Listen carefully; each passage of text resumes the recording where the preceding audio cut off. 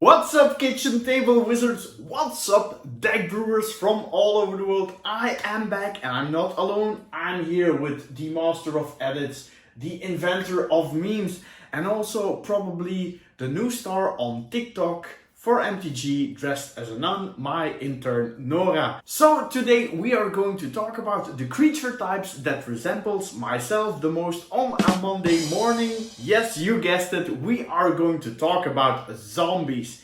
And I want to dedicate this video to a good friend of mine. His name is Ollie, and to me he is the first zombie player I ever played against in 1994. God damn it, we're getting old. Yeah!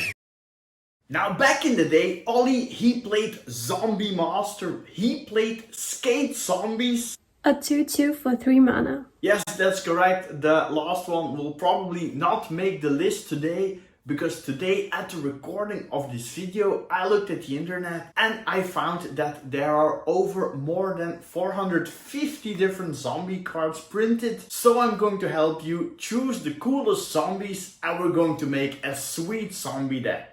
And tell me also which zombie card you would put in the deck, and maybe you win a €10 voucher from our partner Card Market. Also, don't forget to subscribe and leave a like if you like my content. Now, little fun fact about our intern Nora, you used to dance a lot.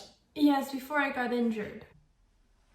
So I have an idea, maybe she could do like the Michael Jackson Thriller dance at the end of the video. That's very zombie on flavor. But first, let's head into the deck. The deck is as always around $50 US. It's a bit cheaper in euros. We will start as always with lands. Thanks Nora, we play mostly black, so 9 swamps, but we also splash a bit of white, so the deck has also 3 planes. This swamp from Jumpstart by Lucas Graciano is a slam dunk first pick for a zombie deck. Too bad it's not in foil, as this sunset would have been awesome. For the planes I went with this art from Adam Paquette. We see Ravnica burning during the War of the Spark. And if we look closely, we can see the army of zombies all lined up ready to battle for the evil dragon god Nicol Bolas before Liliana takes command of the zombie horde. The Tainted Land cycle is a really good one from Torment. It's a great budget option to get an untapped dual land. And the Temple of Silence also seemed fitting for the deck. Shambling Vents is a cool include in black and white. It's a man land, so a land that can turn into a creature, and the lifelink is also very useful. To finish off the lands, I've included 4 deserts. They can access removal, draw cards, or even create a zombie. Now this deck is one of the stronger decks I've made so far, and why is that, you might ask? Well, let me tell you, the deck has a really good curve. It also has a very strong synergy with all the zombies. It uses the graveyard and therefore it's very resilient.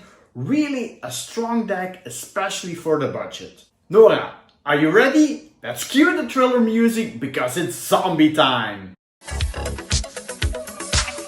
In the zombie deck we have one lost human. He is devoted to Liliana and he will act as one of our 9 lord cards that makes our zombies stronger. And it also makes zombies, so a great creature to start out with. Then some of the 1-drops. The Diregraf Ghoul is a 2/2 for just 1 mana. That's a bit better than those skate zombies from back in the day. It sure is. And what's even better is this Dread Wanderer. A zombie jackal that keeps on coming back. And this one is probably the best zombie in the deck. You can play it on turn 1, it recycles lands or cards you don't need into zombies, and you can tap 3 zombies to draw a card, which you can do at the end of your opponent's turn when he or she has some defenses up. We are building a budget deck, so if there's some good comments, we need to include them. Ghastly Gloom Hunter is often a 3/3 flying with lifelink because of all the lords. And in the late game it can even get bigger because of its kicker ability.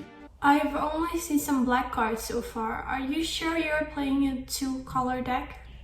Yes, don't worry, let's head into some 2-color zombies, especially for Nora. Wayward Servant is our second playset in the deck. For 2 mana, you get a 2/2.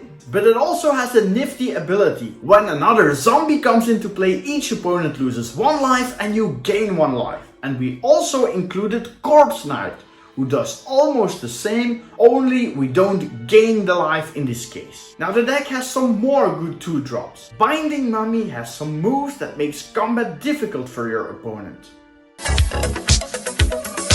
And another zombie with moves is this Undead Augur. He will draw you cards whenever zombies die, and the Graveyard Marshal will raise useless creature cards from your graveyard to the battlefield and turn them into more zombies. Now onto the 3-drops.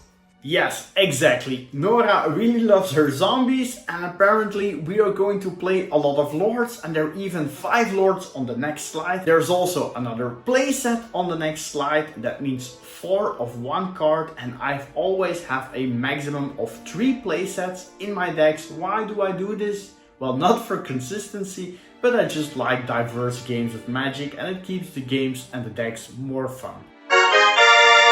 Lord of the Accursed is wandering in the desert, and it gives all these zombies +1/+1. And when you have a whole army of them, you can also give them menace, and that's really nice. That Baron also gives your zombies +1/+1, and it also adds Death Touch in the mix. Now, there are more zombies in the 3-drop slot.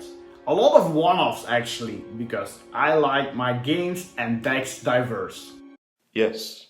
Diregraf Colossus is my second favorite zombie in the deck. If you play him early, he will make a lot of zombies, and if you play him late, he will be huge. Liliana also brought along her standard bearer, who has flash and can also draw some cards if some of your undead really become dead. Now another sweet zombie is the Murderous Rider. It deals with a lot of things like planeswalkers and creatures, and in its creature form it also has lifelink. In a lot of cases the Plague Belcher, yeah, I know she would do that, okay. This is a huge zombie with menace, and you'll drop the 1/1 counters on a zombie token. Now 2 more 4-drops. Accursed Horde can make combat very awkward as it gives your zombies indestructible, and Josu Vess has a great body. All I want to do is wash your clothes. Yes. Thank you a lot, Nora, for this meme. It's really into the theme of the zombies. Okay, but to be honest, I've included this one for the rare occasion that you can cast him with the kicker ability and create 8 zombies with menace. Now the biggest zombie in the deck costs 5 mana, and it's also a white card. God Eternal Oketra is our zombie god of choice. With all the lords, having a double strike creature that doesn't die is really amazing. So we can definitely say that this is our fittest zombie of the bunch. And whenever you cast a creature spell, you get a big zombie for free. And that's why I added 10 sources of white mana, because I really want to play this one on curve. Now we already had a lot of creatures. I think we also need some different flavor in the zombie deck, don't you think? Maybe add some vehicles. Vehicles and zombies, I don't think it goes that well. Look at the clip. You die, zombie! You see, not good for the zombies, vehicles. Yeah, makes sense. Maybe some equipments? Equipment, I don't see zombies really as those handy types. Look at this. Maybe some enchantments. Yeah, good idea. Let's include some enchantments. Etching of the Chosen is a multifunctional enchantment. It acts as a lord, boosting all the zombies, and you can also use it to sacrifice zombies, which the Undead Augur likes a lot. Yeah, baby, yeah!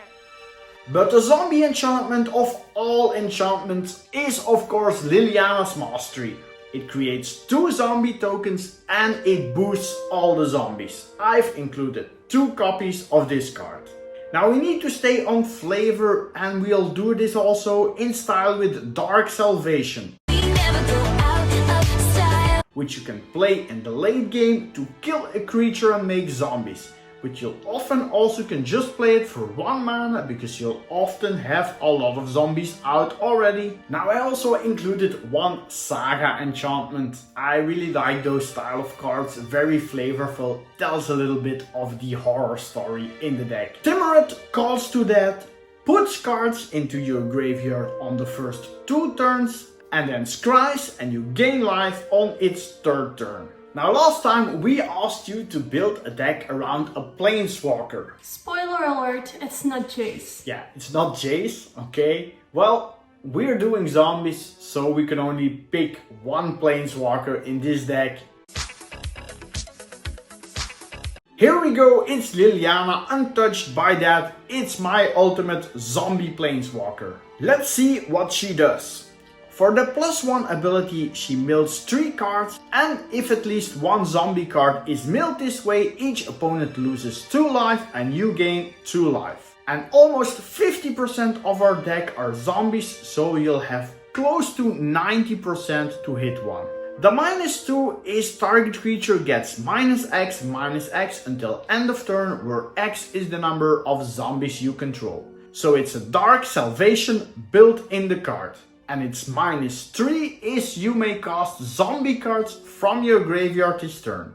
And you can even cast a zombie, and then when it dies, you can cast it again. So this was the deck, now on to the power rankings. I am not exaggerating that this is one of the most powerful decks. It has a lot of synergies, it can be a bit complex if you want to get full value out of it, but it's also pretty consistent and has a great curve. I like to play this deck very aggressive, but even against a control deck you can play a more defensive, grindy game, focusing more on your graveyard. If you love zombies, this is definitely the deck for you. Ollie would probably give it a 10. I will give it a solid 8 for value on money and for fun factor. Now onto the metagame review, which I still don't know what it's about. Well, Nora, in Magic you have a lot of different styles of playing, and in this segment we'll find out how the deck does against those styles. To be honest, this deck is very powerful, and in the hands of a good wizard it can deal with any sort of deck. Against a very aggressive deck, maybe you could put it a little bit under pressure, but when it has some time to create its massive horde of zombies, it's just powerful. Versus control decks, you need to play smart and use your graveyard and your planeswalkers, and versus a combo deck, just unleash your horde of zombies and attack and you will probably kill your opponent before the combo goes off. Now it's time for the card market voucher winner. That's right, Pedro Augoli. Check out the description below how to contact me and claim your voucher. So this was our zombie deck. If you want to see it in action, make sure to watch our matches. And now I only have 2 things left to do. That's sign off, always keep it casual, and of course we have promised you a zombie dance. Let's do it.